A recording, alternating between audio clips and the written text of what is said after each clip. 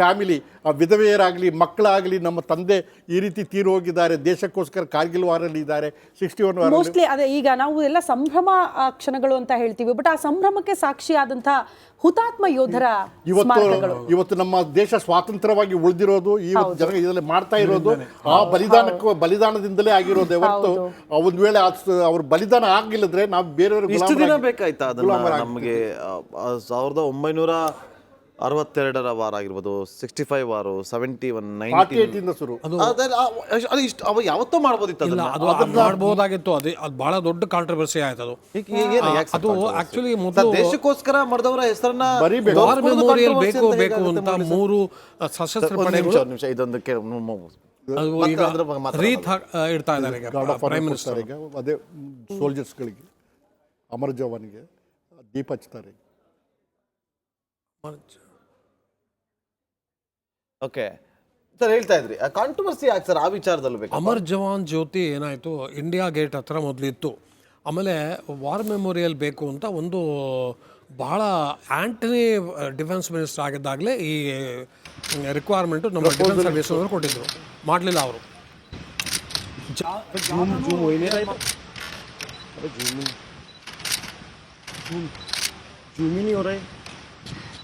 अरे जूम ही नहीं हो रहा है, तो जूम ही नहीं हो रहा। अब कोई नहीं, अब हो गया, अब हो रहा।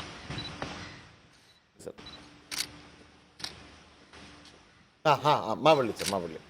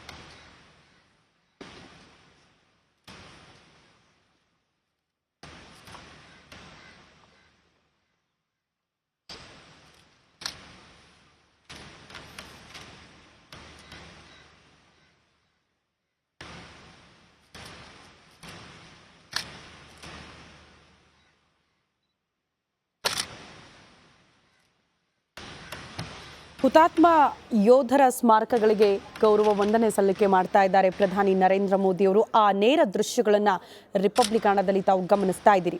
ನಾವು ಆರಂಭದಲ್ಲೇ ಹೇಳ್ತಾ ಇದ್ವಲ್ಲ, 76ನೇ ಗಣರಾಜ್ಯೋತ್ಸವ, ಸಂವಿಧಾನ ರಚನೆ ಪಟ್ಟಿರುವ ವಿಚಾರಗಳನ್ನು ಪ್ರಸ್ತಾಪ ಮಾಡ್ತೀವಿ, ನಮಗೆಲ್ಲ ಸ್ವಾತಂತ್ರ್ಯ ಸಿಕ್ಕದ್ದನ್ನು ನೆನಪು ಮಾಡ್ಕೊಳ್ತೀವಿ. ಬಟ್ ಇದ್ರ ಹಿಂದೆ ಅನೇಕರ ತ್ಯಾಗ ಬಲಿದಾನ ಇದೆಯಲ್ಲ, ಅನೇಕರು ಜೀವ ಕಳ್ಕೊಂಡಿದ್ದಾರಲ್ಲ, ಅವರೆಲ್ಲರನ್ನ ಕೂಡ ನಾವು ನೆನಪು ಮಾಡ್ಕೊಳ್ಳದೆ ಇದ್ರೆ ಹೇಗೆ? ಹಾಗಾಗಿ ಪ್ರಧಾನಿ ನರೇಂದ್ರ ಮೋದಿಯವರು ಆ ಹುತಾತ್ಮ ಯೋಧರ ಸ್ಮಾರಕಗಳಿಗೆ ಗೌರವ ವಂದನೆ ಸಲ್ಲಿಕೆ ಮಾಡ್ತಾ ಇರುವಂತಹ ದೃಶ್ಯವನ್ನು ತಾವು ಗಮನಿಸ್ತಾ ಇದ್ರಿ. ಇಲ್ಲಿ ಗೌರವ ವಂದನೆ ಸಲ್ಲಿಕೆ ಮಾಡಿದ ಬಳಿಕ ನೇರವಾಗಿ ಕರ್ತವ್ಯ ಪಥದ ಕಡೆಗೆ ಪ್ರಧಾನಿ ನರೇಂದ್ರ ಮೋದಿ ಅವರು ಹೋಗ್ತಾರೆ. ಅಲ್ಲಿ ಆಲ್ರೆಡಿ ರಾಷ್ಟ್ರಪತಿ ಮುರ್ಮು ಅವರ ಆಗಮನ ಕೂಡ ಆಗಿದೆ. ಸೊ ಕೆಲ ಕ್ಷಣಗಳಲ್ಲಿ ಅಲ್ಲಿ ಧ್ವಜಾರೋಹಣ ಕೂಡ ನೆರವೇರಿಸಲಾಗುತ್ತೆ. ಮುರಳಿ ಸರ್, ತಾವು ಹೇಳ್ತಾ ಇದ್ರಿ ಇದ್ರ ಬಗ್ಗೆ. ಈಗ ಬ್ಯೂಗಲ್ ಬಂದಿದ್ದು ಲಾಸ್ಟ್ ಕಾಲ್. ಅದು ಬಹಳ ಸಿಂಬಾಲಿಕ್ ಅದು. ಅದು ನಮ್ಮ ದೇಶಕ್ಕೋಸ್ಕರ ಯಾರ್ಯಾರು ತಮ್ಮ ಸರ್ವೋಚ್ಚ ಬಲಿದಾನ ಮಾಡಿದ್ರು, ಯಾರ ಹೆಸರು ಅದು ಹಿಂದೆ ಸುತ್ತು ಅವರ ಹೆಸರುಗಳ ಕೆತ್ತಿದ್ದಾರೆ, ಅವ್ರನ್ನ ಜ್ಞಾಪಿಸ್ಕೊಂಡು ಲಾಸ್ಟ್ ಕಾಲ್ ಬ್ಯೂಗಲ್ಸು ಅದನ್ನು ಪ್ಲೇ ಮಾಡಿದ್ರೀಗ. ನಮ್ಮ ಪ್ರಧಾನಮಂತ್ರಿಗಳು ಅದ್ರ ಮುಂದೆ ನಿಂತ್ಕೊಂಡು ಇದನ್ನು ಅಮರ ಜವಾನ್ ಜ್ಯೋತಿ ಮುಂದೆ ನಿಂತ್ಕೊಂಡು ನಮನ ಸಲ್ಲಿಸಿದ್ರು. ಇದೇ will be again repeated on 29ನೇ ತಾರೀಕು ಬೀಟಿಂಗ್ ರಿಟ್ರೀಟಲ್ಲಿ ರಿಪೀಟ್ ಆಗುತ್ತೆ ಇದು. ಸೊ ಇದು ನಮ್ಮ ದೇಶದ ಪ್ರಧಾನಮಂತ್ರಿಗಳು ಆ ಹುತಾತ್ಮರಿಗೆ ಸಲ್ಲಿಸ್ತಾರಂಥ ಗೌರವ. ಅದ್ರ ಜೊತೆ ಮತ್ತೆ ಬಿಗಲ್ ಶುರುವಾಯ್ತು. 2 ಸರಿ ಹೊಡಿತಾರೆ. ಉಲ್ಟಾ ಶಸ್ತ್ರ.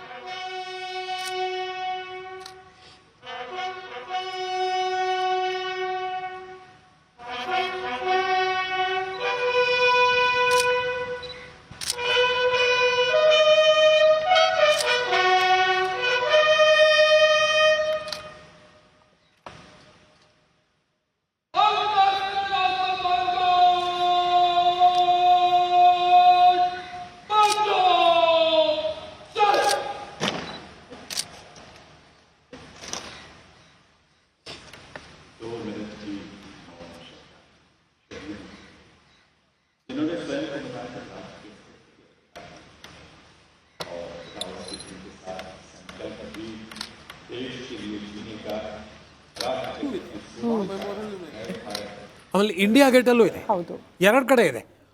ಇಂಡಿಯಾ ಗೇಟಿಂದ ವಾರ್ ಮೆಮೋರಿಯಲ್ಗೆ ಅಮರ್ ಜವಾನ್ ಜ್ಯೋತಿನ ಶಿಫ್ಟ್ ಮಾಡಬೇಕು ಅಂತ ಈ ಸರ್ಕಾರ ಏನು ನಿರ್ಣಯ ತಗೊಂಡ್ರು ಅದರ ಬಗ್ಗೆ ಭಾಳ ದೊಡ್ಡ ಕಾಂಟ್ರವರ್ಸಿ ಆಯಿತು.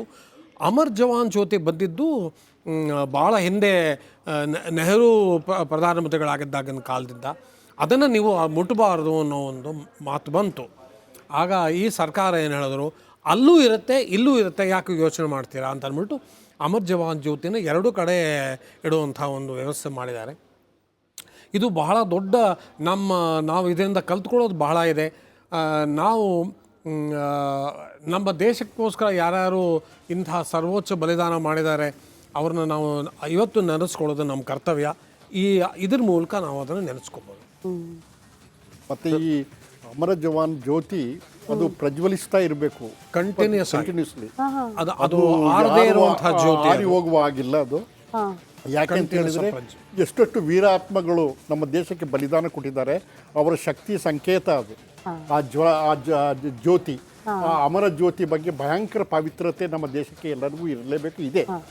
ಸೊ ಇಲ್ಲಿ ನೀವು ನೋಡ್ತಾ ಇರ್ಬೋದು, ಫಸ್ಟ್ ಏರ್ ಮಾರ್ಷಲ್ ಸಾಹೇಬರು ಹೇಳಿದ್ದ ಹಾಗೆ ಲಾಸ್ಟ್ ಬಿಗಿಲ್ ಫಸ್ಟು ಬಿಗಿಲ್ ಹೊಡೆದಾದ ಮೇಲೆ ಉಲ್ಟಾ ಶಸ್ತ್ರ ಆಗ್ತದೆ. ರೈಫಲನ್ನು ನಮಗೆ ಫಸ್ಟ್ ಇದ್ದೇ ಎಕ್ಸ್ಪ್ಲೇನ್ ಮಾಡಿ ಸರ್ ಪ್ಲೀಸ್.